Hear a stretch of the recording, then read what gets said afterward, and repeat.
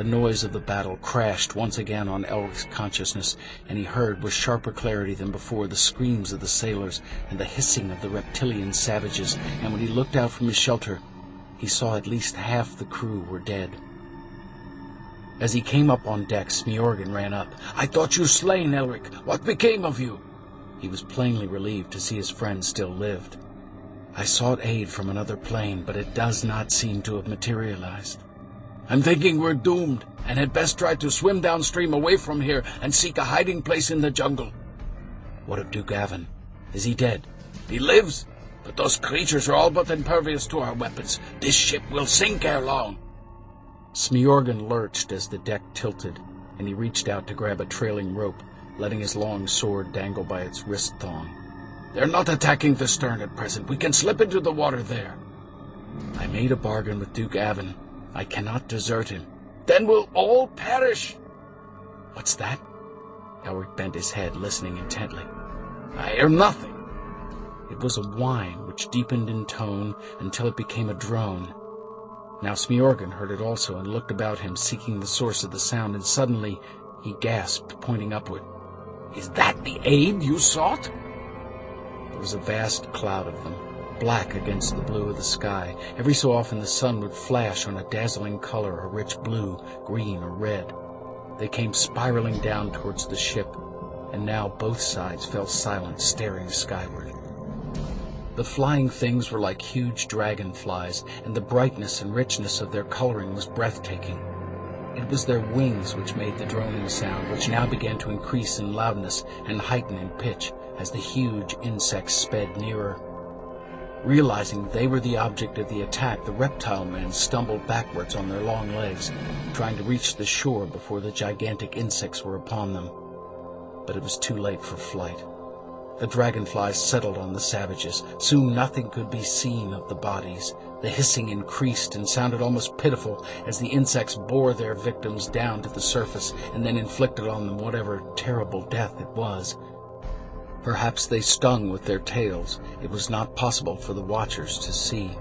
Sometimes a stork-like leg would emerge from the water and thrash in the air for a moment. But soon, just as the reptiles were covered by the insect bodies, so were their cries drowned by the strange and blood-chilling humming that arose on all sides. A sweating Duke Avon, sword in hand, ran up the deck. "Is this your doing, Prince Elric?" Elric looked on with satisfaction, but the others were plainly disgusted. "It was." "Then I thank you for your aid. This ship is holed in a dozen places and is letting in water at a terrible rate. It's a wonder we've not yet sunk. I've given orders to begin rowing. I hope we can make it to the island in time." He pointed upstream. "There, you can just see it." "What if there are more of those savages there?" Avon smiled grimly, indicating the further shore. "Look!" On their peculiar legs, a dozen or more of the reptiles were fleeing into the jungle, having witnessed the fate of their comrades. "They'll be reluctant to attack us again, I think." Now the huge dragonflies were rising into the air again, and Avon turned away as he glimpsed what they had left behind. "By the gods, you work fierce sorcery, Prince Elric. Ah!" Elric smiled and shrugged. "It is effective, Duke Avon." He sheathed his rune sword. It seemed reluctant to enter the scabbard, and it moaned as if in resentment. Smiorgan glanced at it. "That blade looks as if it will want to feast soon, Elric, whether you desire it or not." "Doubtless, it will find something to feed on in the forest." Elric stepped over a piece of broken mast and went below. Count Smiorgan Baldhead looked at the new scum on the surface of the water, and he shuddered. Chapter 4. Nightfall on the Jungle. The wrecked schooner was almost awash when the crew clambered overboard with lines and began the task of dragging it up the mud that formed the banks of the island.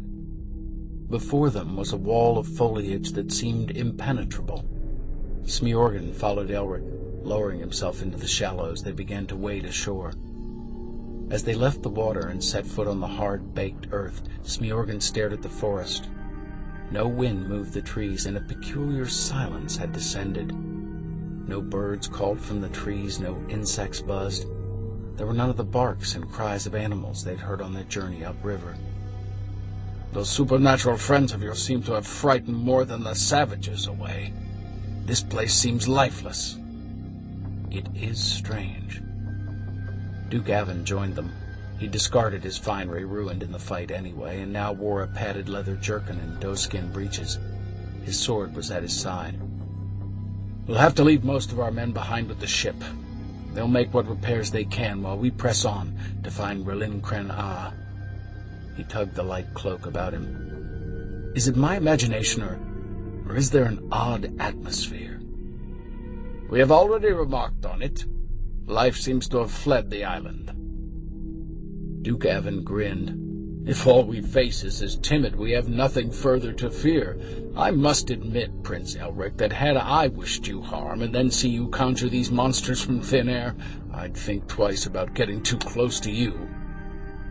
Thank you, by the way, for what you did. We should have perished by now, if it had not been for you. It was for my aid that you asked me to accompany you. Let's eat and rest, and then continue with our expedition. A shadow passed over Duke Avon's face then. Something in Elric's manner had disturbed him. Entering the jungle was no easy matter. Armed with axes, the 6 members of the crew, all who could be spared, began to hack at the undergrowth, and still the unnatural silence prevailed. By nightfall, they were less than half a mile into the forest and completely exhausted. The forest was so thick there was barely room to pitch their tent. The only light in the camp came from the small, sputtering fire outside the tent. The crewmen slept where they could in the open. Elric could not sleep, but now it was not the jungle which kept him awake. He was puzzled by the silence, for he was sure it was not their presence which had driven all life away. There was not a single small rodent, bird, or insect anywhere to be seen. There were no traces of animal life. The island had been deserted by all but vegetation for a long while, perhaps for centuries or tens of centuries. He remembered another part of the old legend of Relin Cren-Ah. It had been said that when the gods came to meet there, not only the citizens fled, but also all the wildlife. Nothing had dared to see the High Lords or listen to their conversation. Elric shivered, turning his white head this way and that on the rolled cloak that supported it, his crimson eyes tortured. If there were dangers on this island, they would be subtler dangers than those they had faced on the river. The noise of their passage through the forest was the only sound to be heard on the island as they forced their way on the next morning. With lodestone in one hand and map in the other, Duke Avon Astron sought to guide them, directing his men where to cut their path. But the going became even slower, and it was obvious that no creatures had come this way for many ages. By the 4th day, they'd reached a natural clearing of flat volcanic rock and found a spring there. Gratefully, they made camp. Elric began to wash his face in the cool water when he heard a yell behind him. He sprang up. One of the crewmen was reaching for an arrow and fitting it to his bow. "What is it?" Duke Avon called. "I saw something, my lord." "Nonsense, there are no—" "Look!" The man drew back the string and let fly into the upper terraces of the forest. Something did seem to stir then, and Elric thought he saw a flash of gray among the trees. "Did you see what kind of creature it was?" "No, master. I feared at first it was those reptiles again." "They are too frightened to follow us onto this island," Duke Avon reassured him. "I hope you're right," Smiorgan said. "Then what could it have been?" I thought it was a man, master." "A man? You were hoping for this, Elric?" "I'm not sure." Duke Avon shrugged. "More likely the shadow of a cloud passing over the trees. According to my calculations, we should have reached the city by now." "You think, after all, that it does not exist?" "I am beginning not to care, Prince Elric." The Duke leaned against the bole of a huge tree, brushing aside a vine which touched his face. "Still, there's naught else to do. The ship won't be ready to sail yet." He looked up into the branches. "I did not think I should miss those damn insects that plagued us on our way here." The crewman who had shot the arrow suddenly shouted again, "There! I saw him! It is a man!" While the others stared but failed to discern anything, Duke Avon continued to lean against the tree. "You saw nothing. There's nothing here to see." Elric turned towards him. "Give me the map and the lodestone, Duke Avon. I have a feeling I can find the way." The Vilmirian shrugged, an expression of doubt on his square, handsome face. He handed the things over to Elric. They rested the night, and in the morning they continued, with Elric leading the way. And at noon they broke out of the forest and saw the ruins of R'lyn Cren Ah.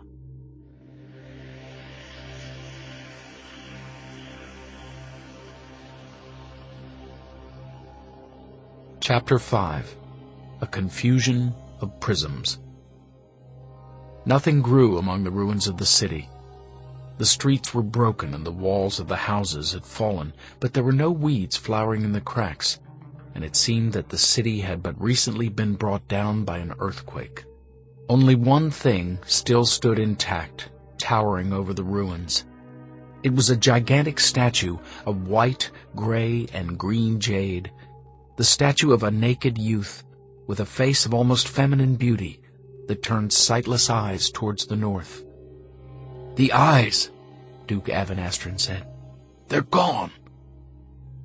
The others said nothing as they stared at the statue and the ruins surrounding it.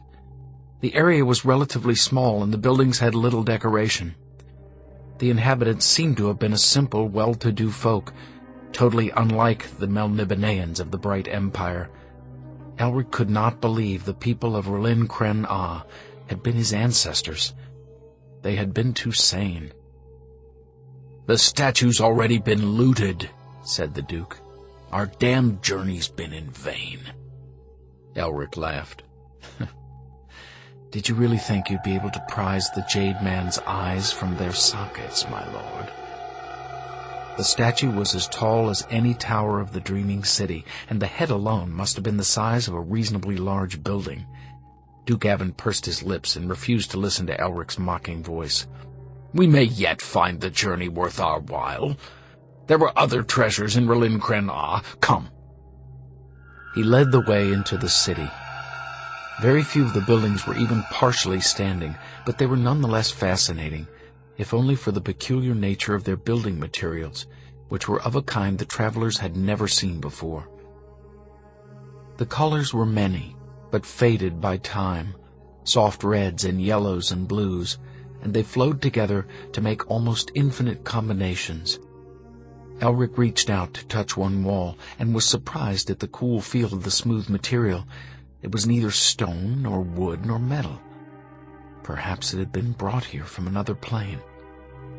He tried to visualize the city as it had been before it was deserted.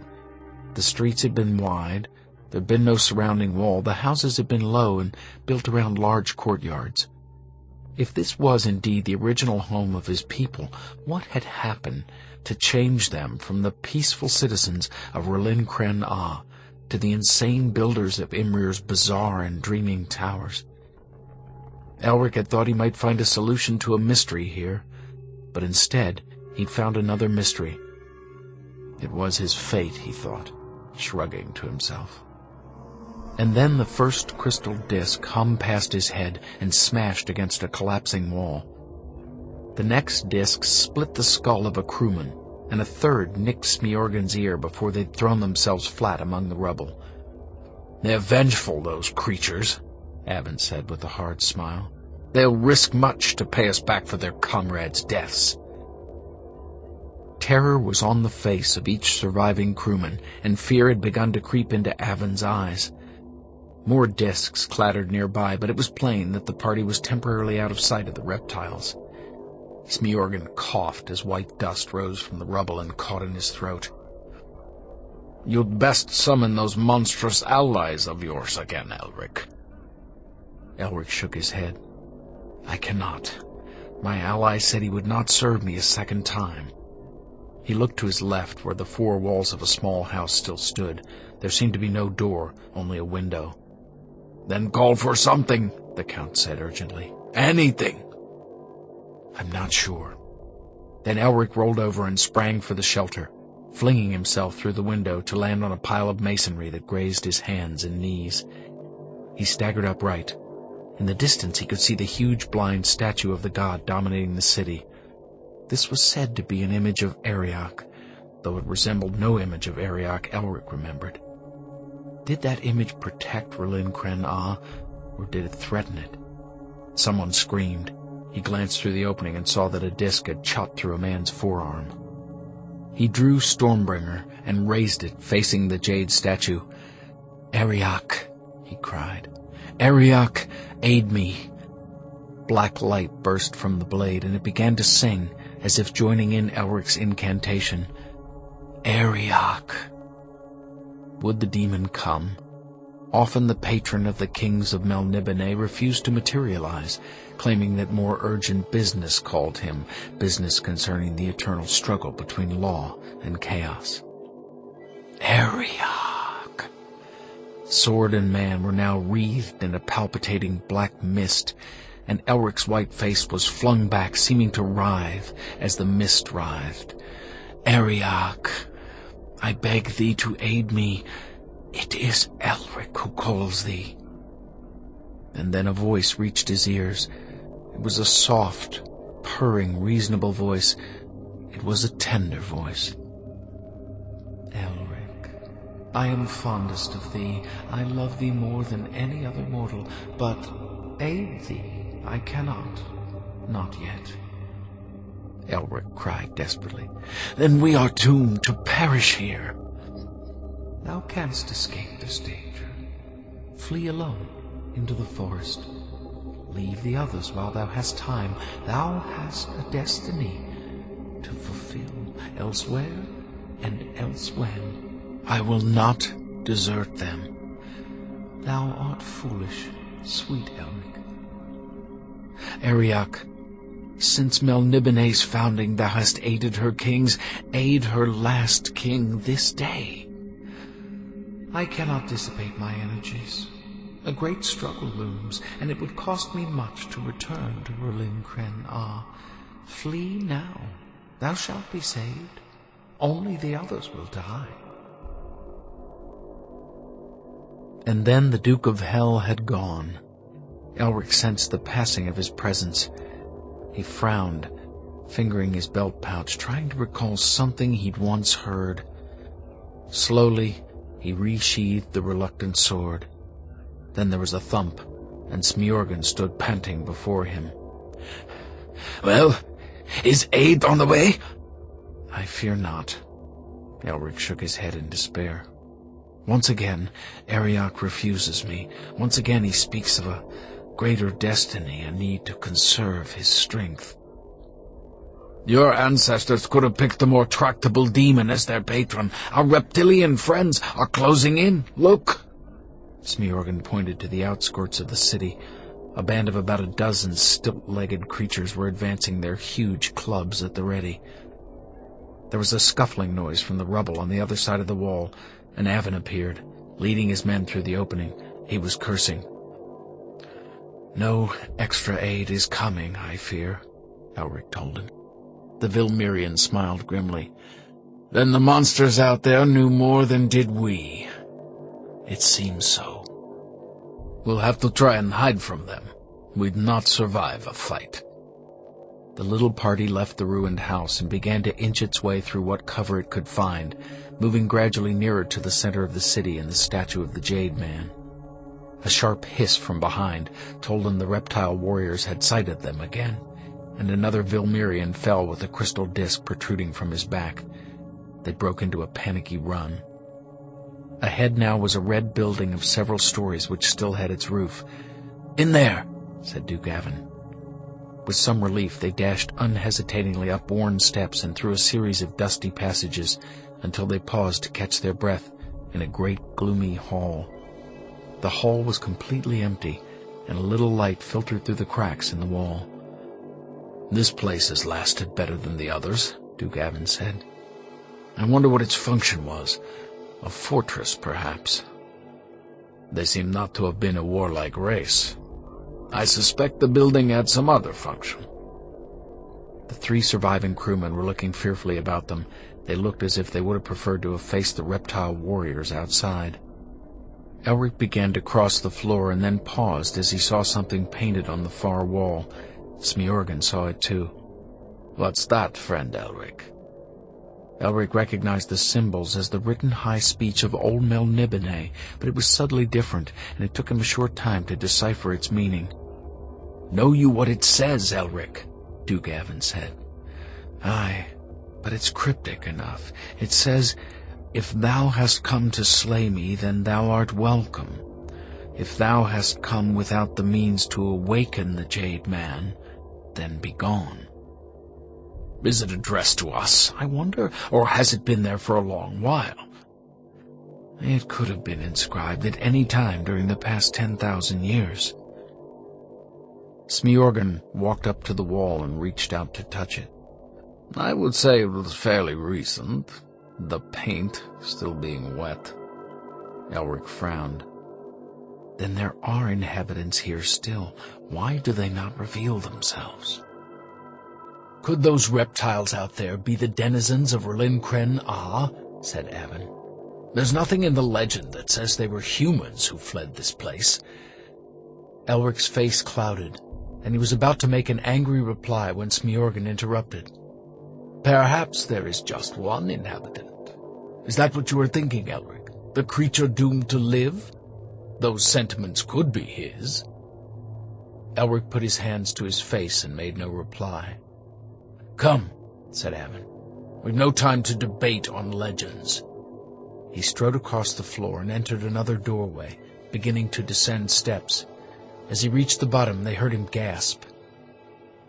The others joined him and saw that he stood on the threshold of another hall, but this one was ankle-deep in fragments of stuff that had been thin leaves of metallic material, which had the flexibility of parchment.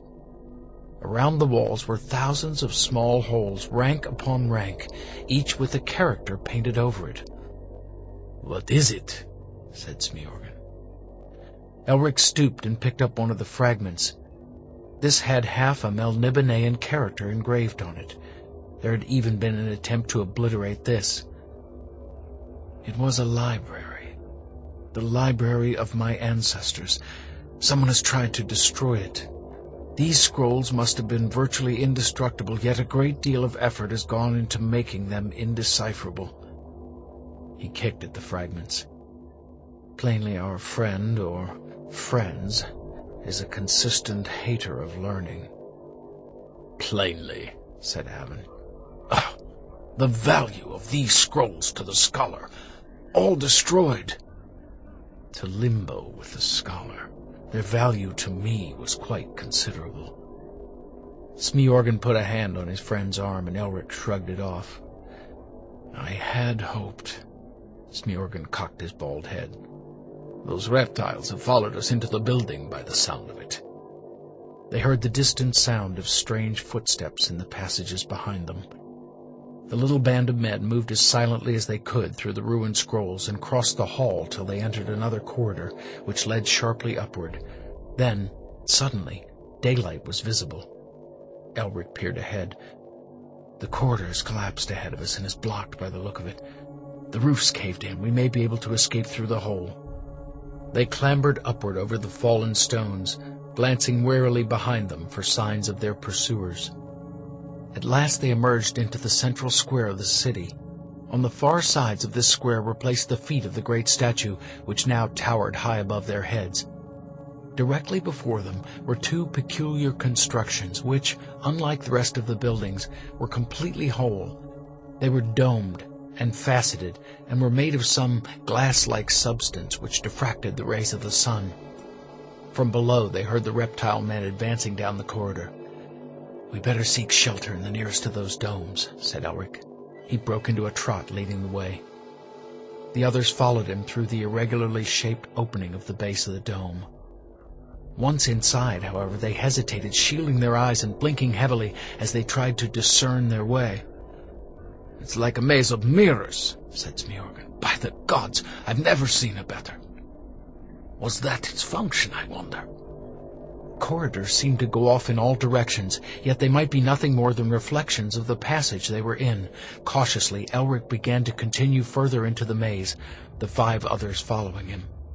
This smells of sorcery to me. Have we been forced into a trap, I wonder? Elric drew his sword. It murmured softly, almost querulously. Everything shifted suddenly, and the shapes of his companions grew dim. Smiorgan! Dugavin! He heard voices murmuring, but they were not the voices of his friends. Count Smiorgan!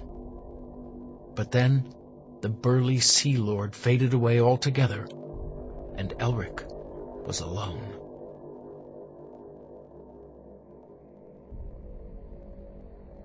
Chapter 6. The Jade Man's Eyes. He turned, and a wall of red brilliance struck his eyes and blinded him. He called out, and his voice was turned into a dismal wail which mocked him. He tried to move, but he could not tell whether he remained in the same spot or walked a dozen miles. Now there was someone standing a few yards away, seemingly obscured by a screen of multicolored transparent gems. He stepped forward and made to dash away the screen, but it vanished, and he stopped suddenly. He looked on a face of infinite sorrow, and the face was his own face, save that the man's coloring was normal and his hair was black. "What are you?" said Elric.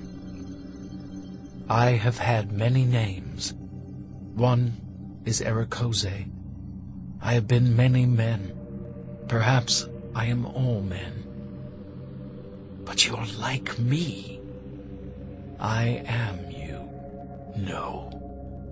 The phantom's eyes held tears as it stared in pity at Elric. "Do not weep for me. I need no sympathy from you."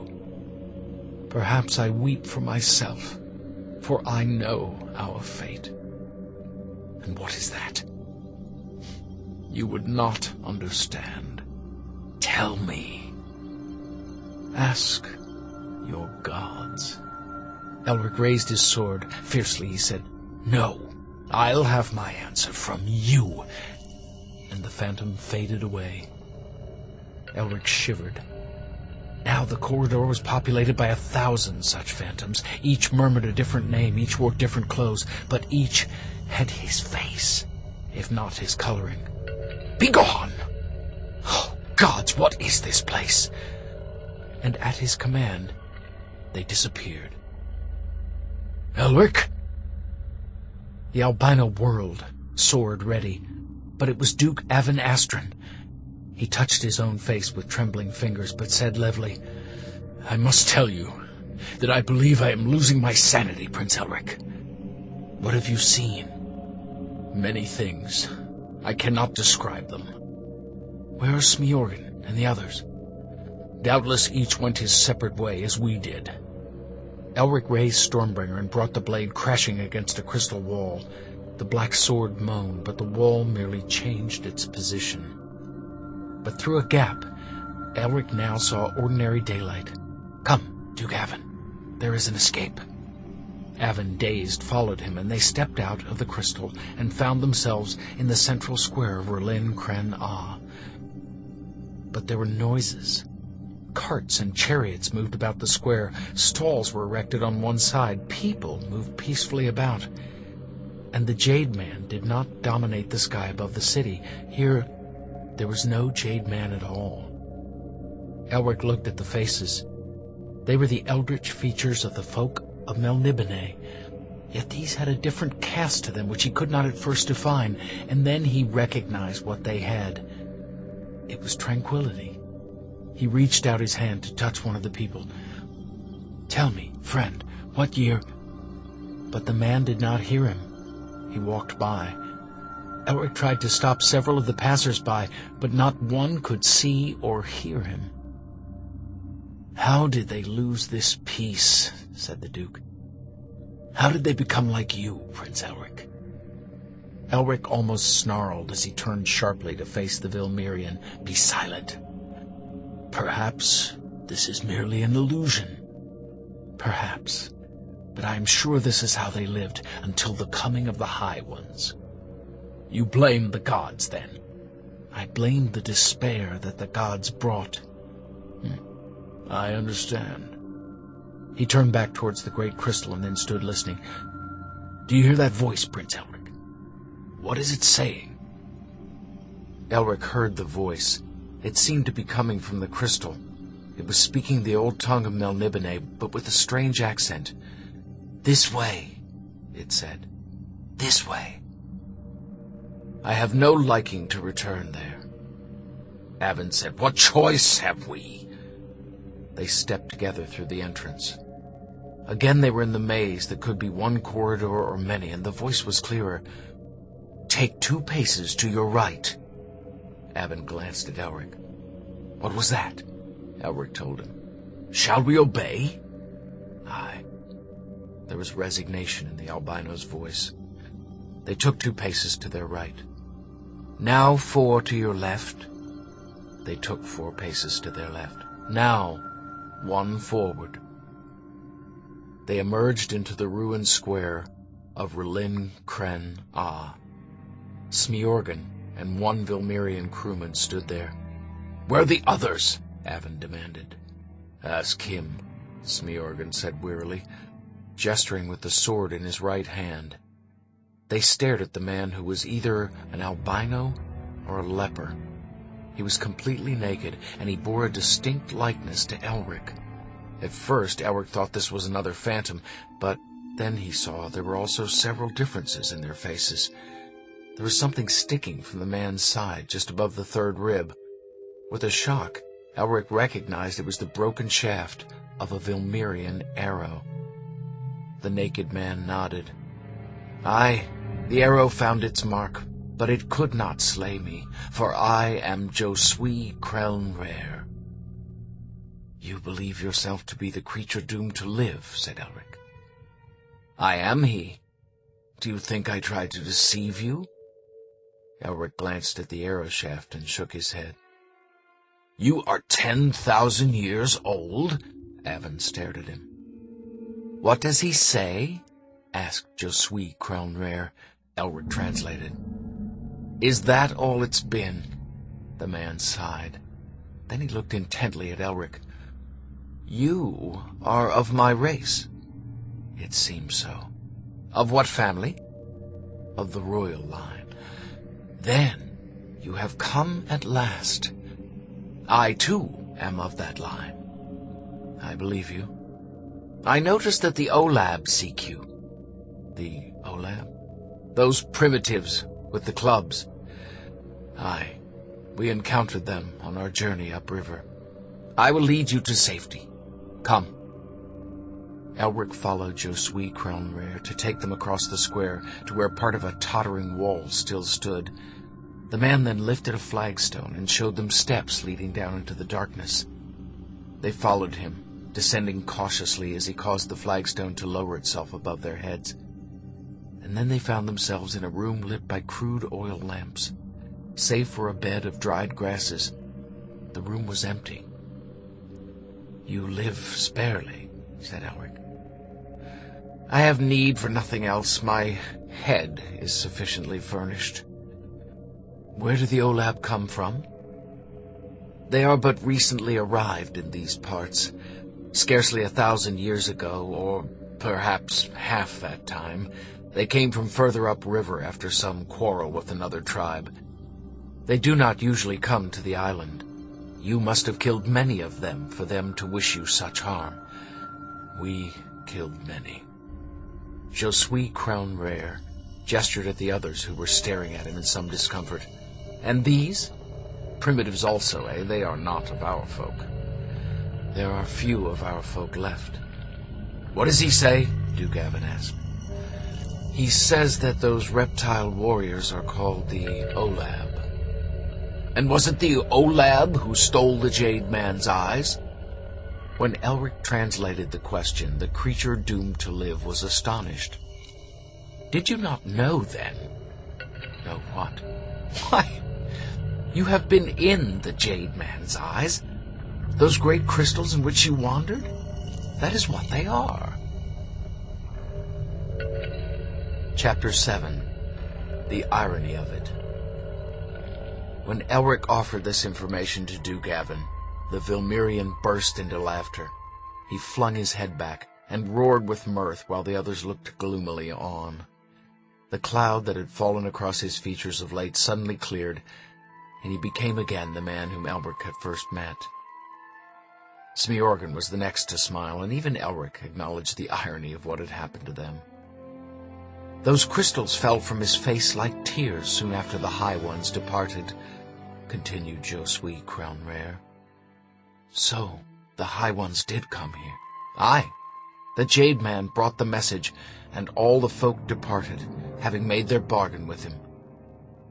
The Jade Man was not built by your people. The Jade Man is Duke Elric of Hell. He strode from the forest one day and stood in the square and told the people what was to come about, that our city lay at the center of some particular configuration, and that it was only there that the lords of the higher worlds could meet. And the bargain? In return for their city, our royal line might in the future increase their power, with Elric as their patron. He would give them great knowledge and the means to build a new city elsewhere. And they accepted this bargain without question. There was little choice, kinsman. Elric lowered his eyes to regard the dusty floor. And thus they were corrupted. Only I refused to accept the pact. I did not wish to leave this city, and I mistrusted Elric. When all others set off down the river, I remained here, where we are now. And I heard the lords of the higher worlds arrive, and I heard them speak, laying down the rules under which law and chaos would fight thereafter. When they'd gone, I emerged. But Elric, the Jade Man, was still here. He looked down on me through his crystal eyes, and he cursed me. When that was done, the crystals fell and landed where you see them now. Elric's spirit departed, but his jade image was left behind. And you still retain all memory of what transpired between the Lords of Law and Chaos. That is my doom. Perhaps your fate was less harsh than that which befell those who left.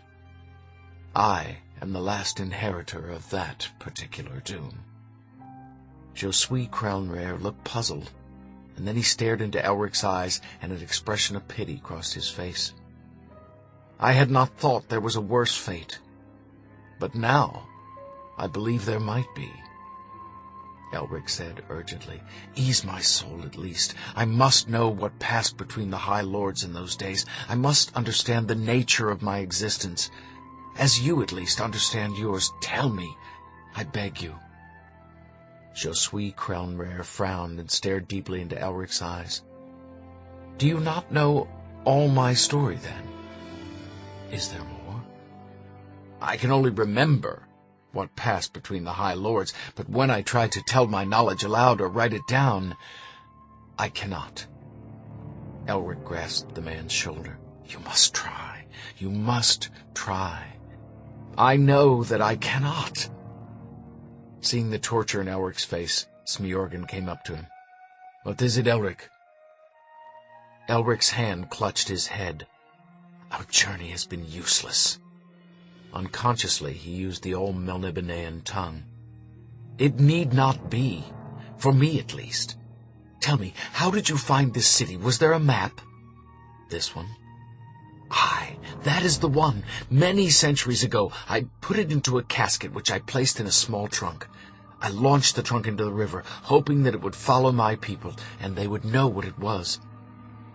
The casket was found in Melniboné, but no one had bothered to open it. That will give you an idea of what happened to the folk who left here." The strange man nodded gravely. "And there was still a seal upon the map?" "There was. I have it." "An image of one of those manifestations of Elric embedded in a small ruby?" "Aye. I thought I recognized the image, but I could not place it." "The image in the gem. As I prayed, it has returned, borne by one of the royal line." "What is its significance?" Smiorgan interrupted. "Will this fellow help us to escape, Elric? We are becoming somewhat impatient." "Wait," the albino said. "I will tell you everything later. The image in the gem could be the instrument of my release, said the creature doomed to live. If he who possesses it is of the royal line, then he can command the Jade Man. But why did you not use it? Because of the curse that was put on me. I had the power to command, but not to summon the demon. It was a joke, I understand, of the High Lords. Elric saw bitter sadness in the eyes of Josui Crownrare. He looked at the white naked flesh and the white hair, and the body that was neither old nor young, at the shaft of the arrow sticking out above the third rib on the left side. "What must I do?" he said. "You must summon Eriak, and then you must command him to enter his body again and recover his eyes, so that he may see to walk away from Relin Kren Ah. And when he walks away, the curse goes with him." Elric was thoughtful. If he did summon Eriak, who was plainly reluctant to come, and then commanded him to do something he did not wish to do, he stood the chance of making an enemy of that powerful, if unpredictable, entity. Yet they were trapped here by the Olab warriors, with no means of escaping them. If the Jade Man walked, the Olab would almost certainly flee, and there would be time to get back to the ship and reach the sea. He explained everything to his companions. Both Smiorgan and Avon looked dubious, and the remaining Vilmirian crewmen looked positively terrified. "I must do it," Elric decided. "For the sake of this man, I must call Eriak and lift the doom that is on Relin Kren Ah."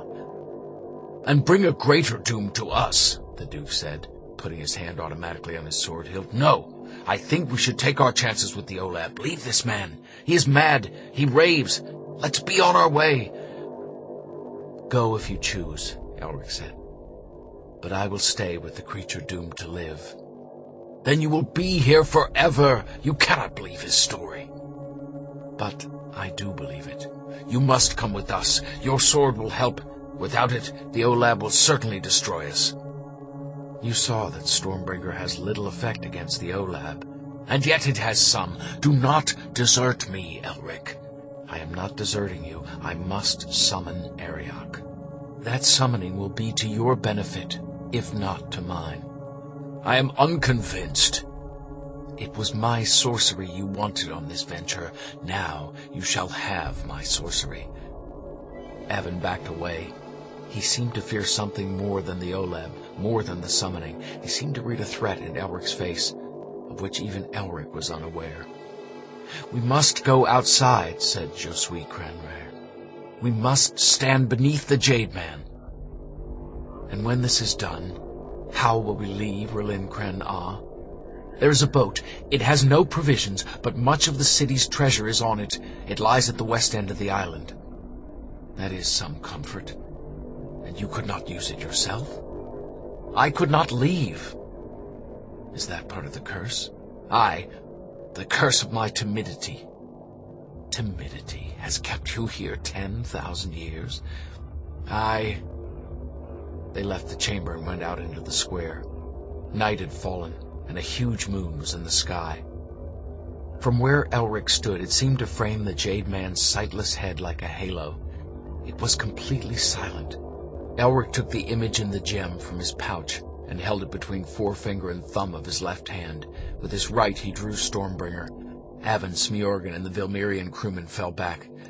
He stared up at the huge jade legs, the genitals, the torso, the arms, the head, and he raised his sword in both hands and screamed, "Eriak!" Stormbringer's voice almost drowned his. It pulled in its hands. It threatened to leave his grasp altogether as it howled. "Eriak!"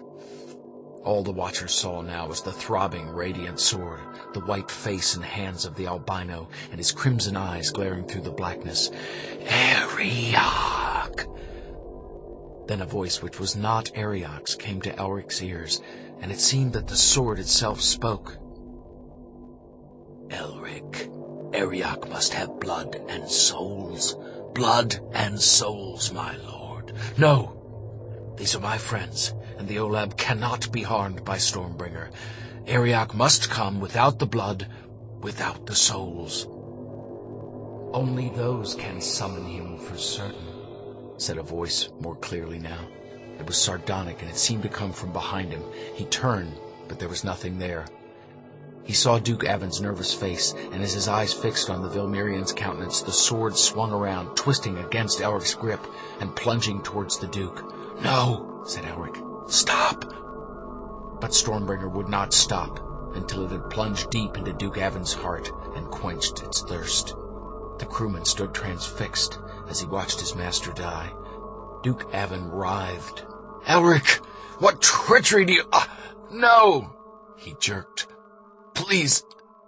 He quivered. "My soul!" He died.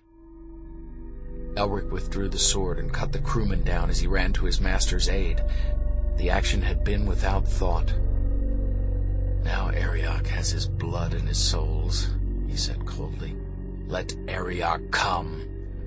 Smiorgan and the creature doomed to live had retreated, staring at the possessed Elric in horror. The albino's face was cruel. "Let Arioch come!" "I am here, Elric." Elric whirled and saw that something stood in the shadow of the statue's legs, a shadow within a shadow. "Arioch, thou must return to this manifestation and make it leave Relin Kren forever."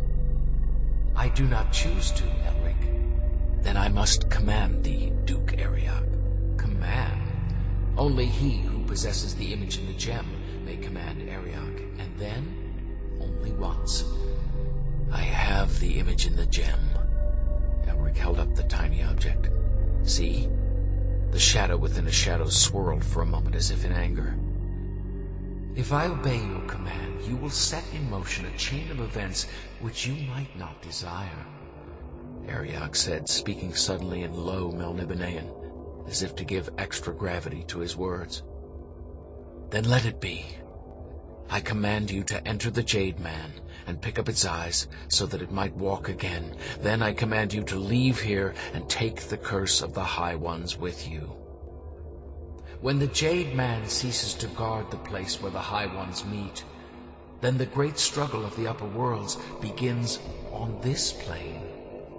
I command thee, Arioch, go into the Jade Man. You are an obstinate creature, Elric. Go." Elric raised Stormbringer. It seemed to sing in monstrous glee, and it seemed at that moment to be more powerful than Arioch himself, more powerful than all the lords of the higher worlds. The ground shook. Fire suddenly blazed from the form of the great statue.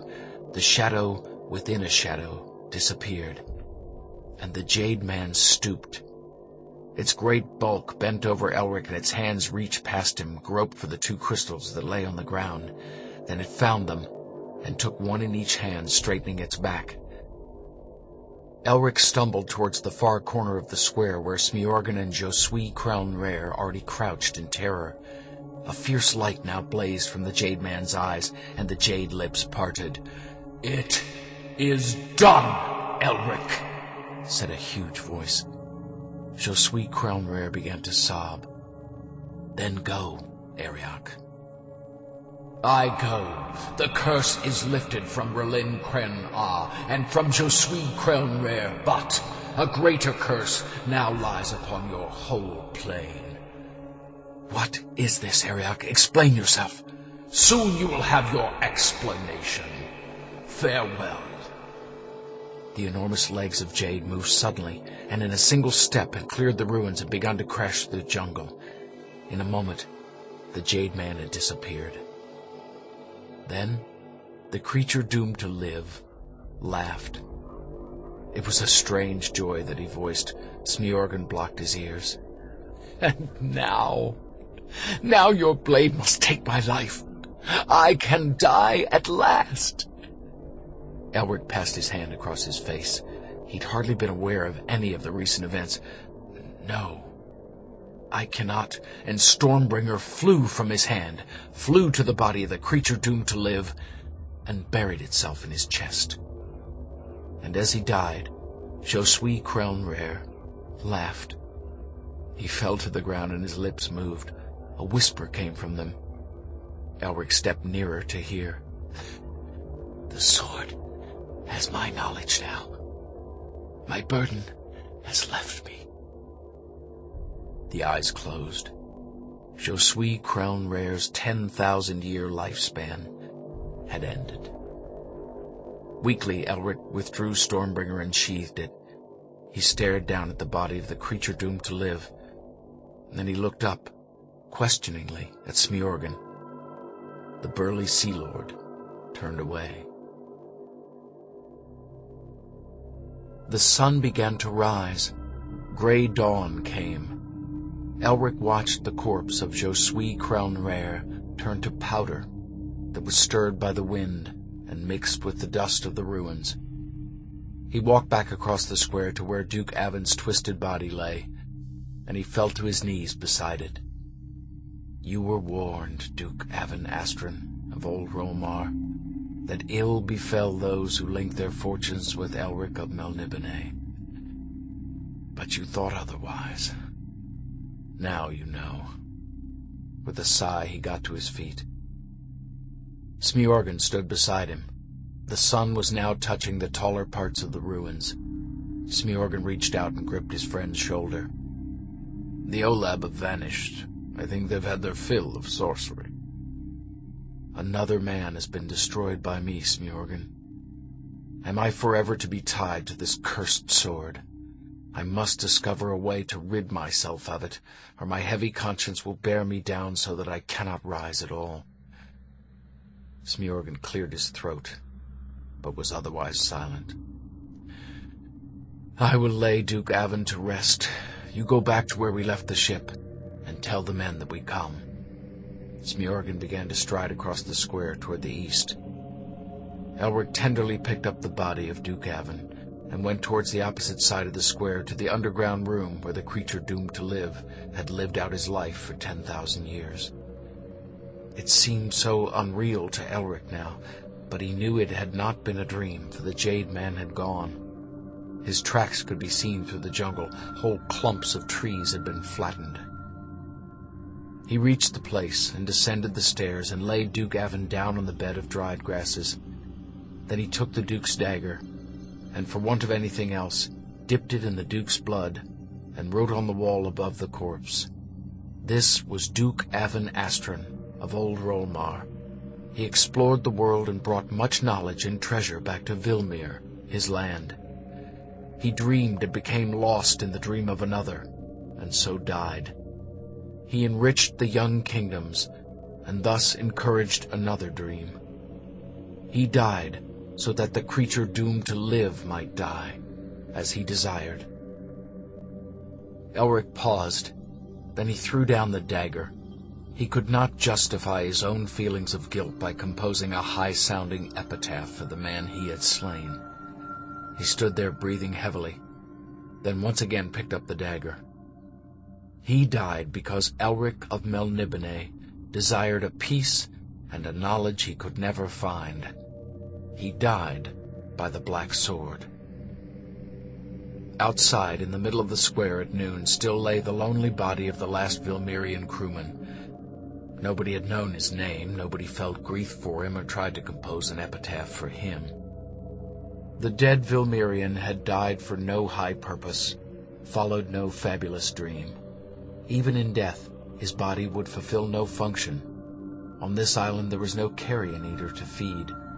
In the dust of the city, there was no earth to fertilize. Elric came back into the square and saw the body. For a moment to Elric, it symbolized everything that had transpired here and would transpire later. There is no purpose, he said. Perhaps his remote ancestors had, after all, realized that, but had not cared. It had taken the Jade man to make them care, and then go mad in their anguish. The knowledge had caused them to close their minds to much. Elric! It was Smiorgan returning. Elric looked up. I met the only survivor on the trail. Before he died, he told me the Olab had dealt with the crew and the ship before they came after us. They're all slain. The bolt is destroyed. Elric remembered something the creature doomed to live had told him. There is a boat, he said. It lies at the west end of the island. It took them the rest of the day and all of that night to discover where Josui Crown-Rare had hidden his boat. They pulled it down to the water in the diffused light of the morning, and they inspected it. "It's a sturdy boat," said Count Smyorgan approvingly. "By the look of it, it's made of the same strange material we saw in the library of Rilinkren-A." He climbed in and searched through the lockers. Elric was staring back at the city, thinking of a man who might have become his friend, just as Count Smyorgan had become his friend. He had no friends, save Cimmerl, in Melniboné. He sighed. Smyorgan had opened several lockers and was grinning at what he saw there. "Pray the gods I return safe to the Purple Towns. We have what I sought. Look, Elric, treasure! We have benefited from this venture after all." Aye. Elric's mind was on other things. He forced himself to think of more practical matters. "But the jewels will not feed us, Count Smyorgan. It will be a long journey home." "Home?" Count Smyorgan straightened his great back, a bunch of necklaces in either fist. "Melniboné?" "The young kingdoms. You offered me to guest in your house, as I recall."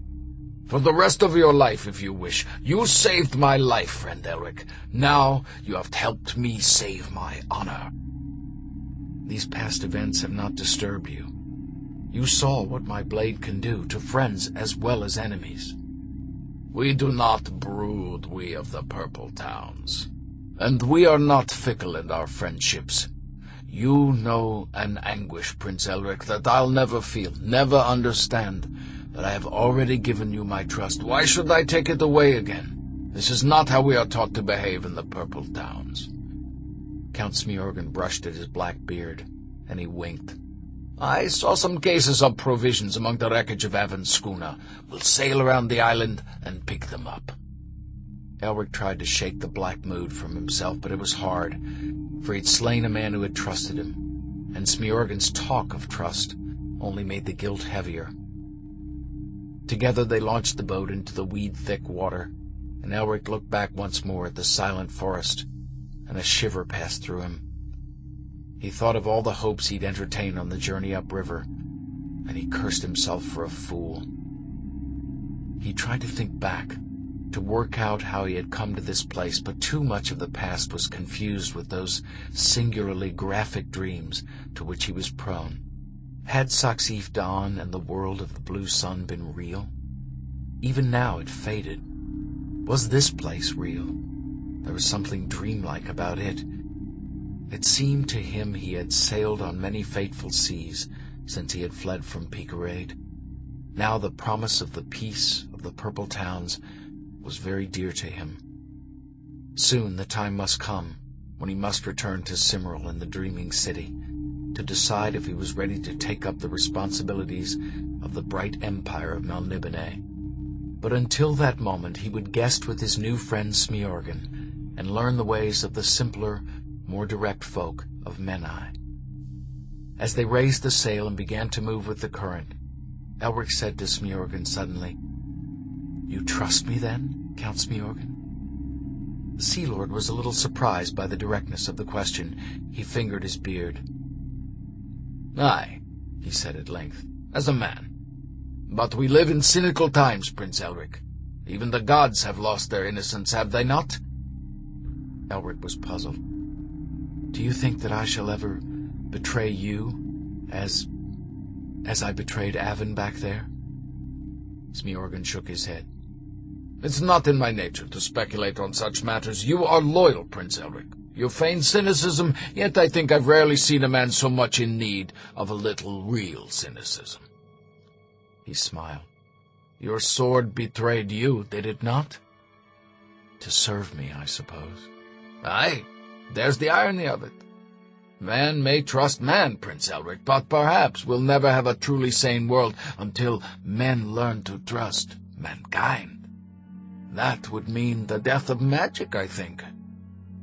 And it seemed to Elric then that his rune sword trembled at his side and moaned very faintly, as if it were disturbed by Count Smyorgan's words.